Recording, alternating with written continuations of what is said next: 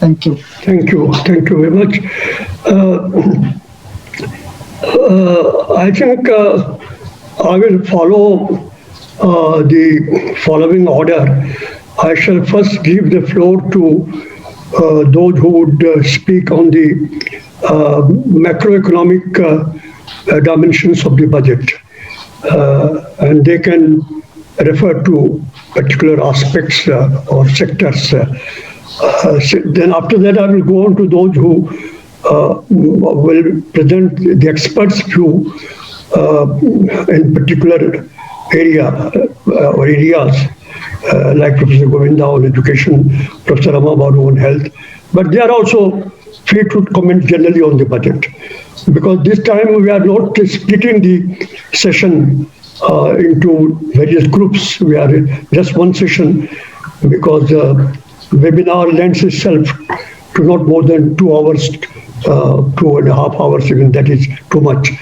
So please bear in mind that confine your remarks to 10 to 12 minutes.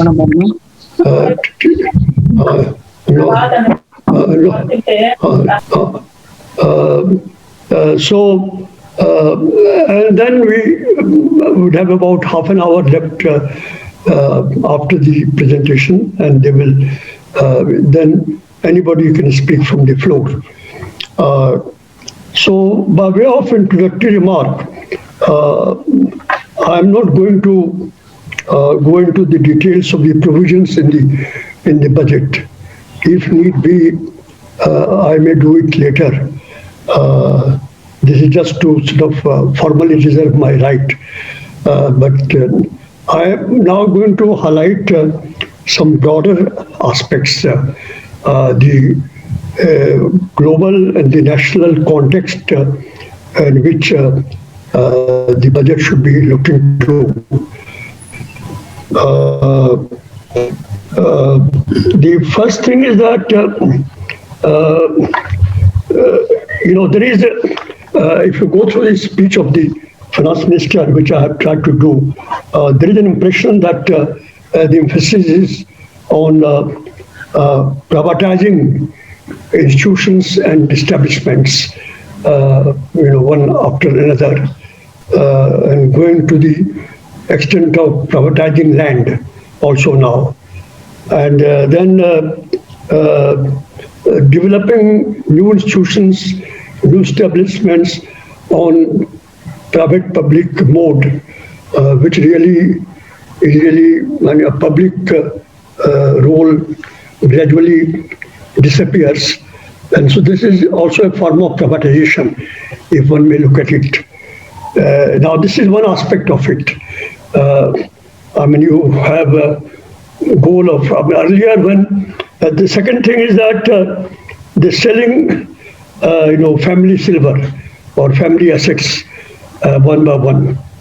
And I remember when committee on commission on disinvestment was set up under I think Mr. Ramchandra, who was also our ambassador in Brussels at that time. The idea was that you sell some enterprises and you let some languish, but the ones which are doing well, you sell in order to plow it back into the same industry to make it efficient and change and bring about structural changes. It was not meant to be added to the general revenue of the government. Now this budget makes it clear that this has become one of the main sources of the revenue of the government. Now whether this thinking has been fulfilled or not, it is a matter of discussion. As you see that in the last budget, something like 1.2 lakh rupees was expected to be realized. In the present budget, it is about 1.7 lakh crore rupees. But the realization last year was only 33,000 crores. So as C.P. Chandrasekhar in his op-ed article in the Hindu has said that this is proving to be a wishful thinking. And the targets in this area have proved very unrealistic. So if this expectation is not realized, then what the government will resort to. And this is one thing. Other thing is that if you go on selling your family silver, then in the in moments of crisis, what would you fall back on? I mean, we have seen in the case of pandemic that in UK, perhaps the entire thing had been handled by their system of public health, put in place by Anurian Bevan in 1952 in the immediate post-war year. And it's still continuing. I mean, some of the most conservative prime ministers could not scrap it because the way it has taken roots in the society and in the economy. And they have fallen back mainly on this for distributing medicines for vaccination. The US, it is in a mess, and so they are thinking immediately after starting the vaccination, they are thinking of sort of putting it in the private sector. Then it is a source of income, and if all this thing is disposed of, what the government would fall back on to get any project implemented, to get any source, to tap any source from where to mobilize additional resources. So this is a moot question. Second thing is that the liberal world order has come in for criticism, not now, but from the beginning of this century. And World Bank and the IMF has accepted several of the mistakes that they have committed. And they have been saying last 2 decades or so that we are now no longer opposed to government intervention. But the issue is that where to intervene and where not to. They revised their position and has taken this view. Now the point is that in the overall global context of the drastic revision of the global liberal order, is India going to be the only major country still sticking to it? Or it has to look into some of the more fundamental structural and basic problems of the economy and society. If you see the program of Joe Biden, the emphasis is on removing inequality. The emphasis is on tackling racism. The emphasis is on removing discrimination from society. There is not a word of any of this thing in our budget, or even in the speeches that are being made from the very high level on economic issues. So we are really swimming against the tide in the world order, and those who sort of have given rise to this tide and unleashed it, like IMF, World Bank, Washington Consensus, quintessentially, and the countries of developed countries and some of the important countries which are coming up, they are revising. They are now thinking as to how to remove these structural problems of discrimination, both social and economic, and inequality. And we don't pay any attention to it at all. Third is that the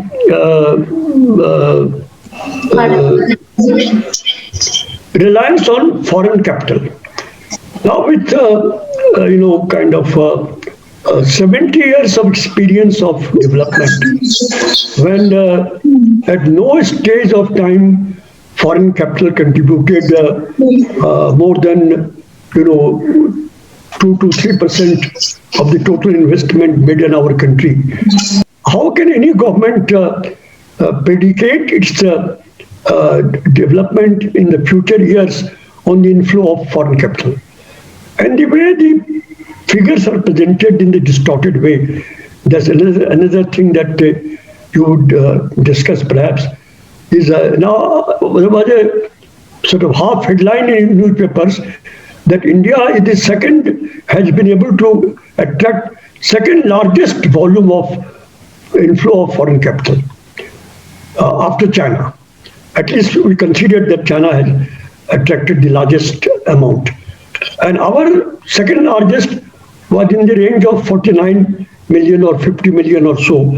And it is lower than what we achieved only about a year or 2 years ago, when it has gone up to 60 and 65 billion dollars. And then in the pandemic year, we attracted about 49 to 50 billion dollar, and we advertised in the newspaper that second largest in the world.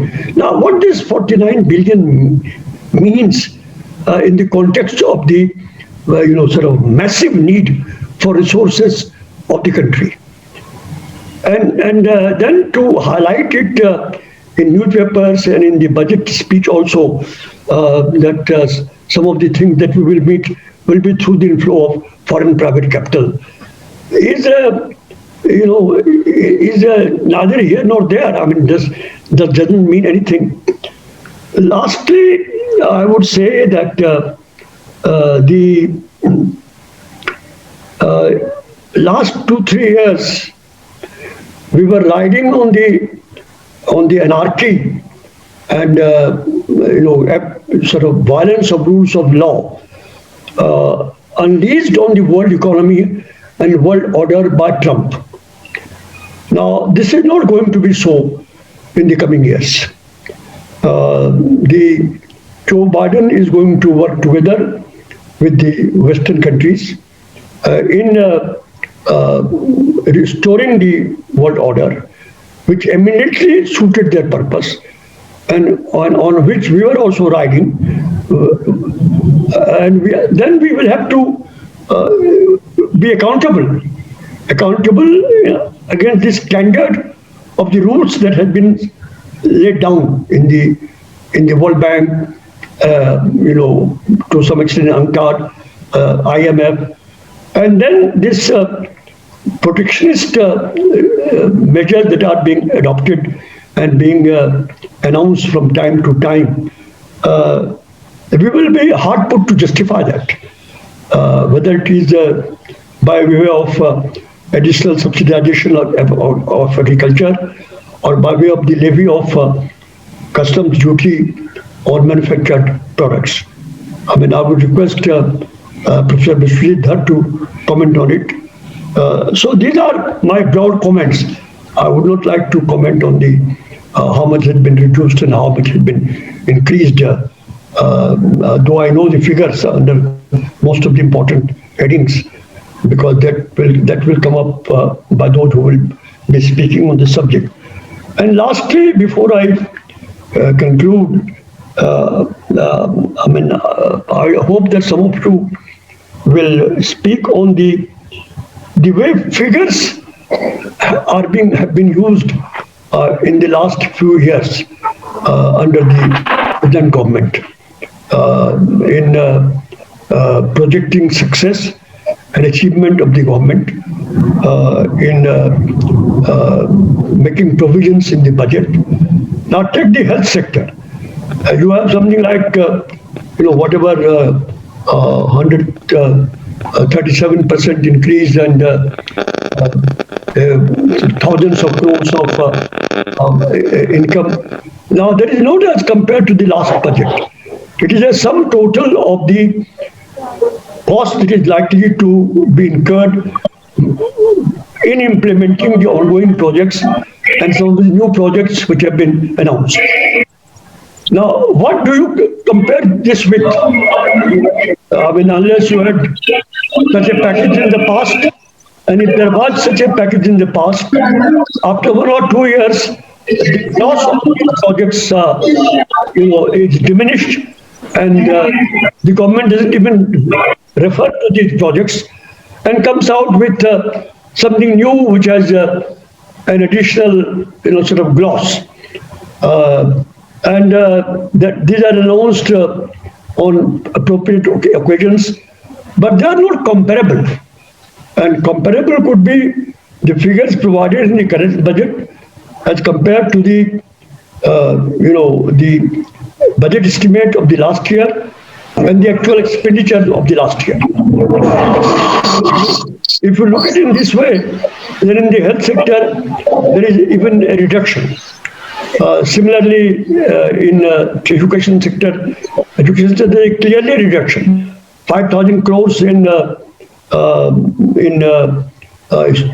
elementary school education, and if you take Samagr Shiksha Abhiyan, which includes teachers training also, and they are about 7,000 crores. There's a reduction.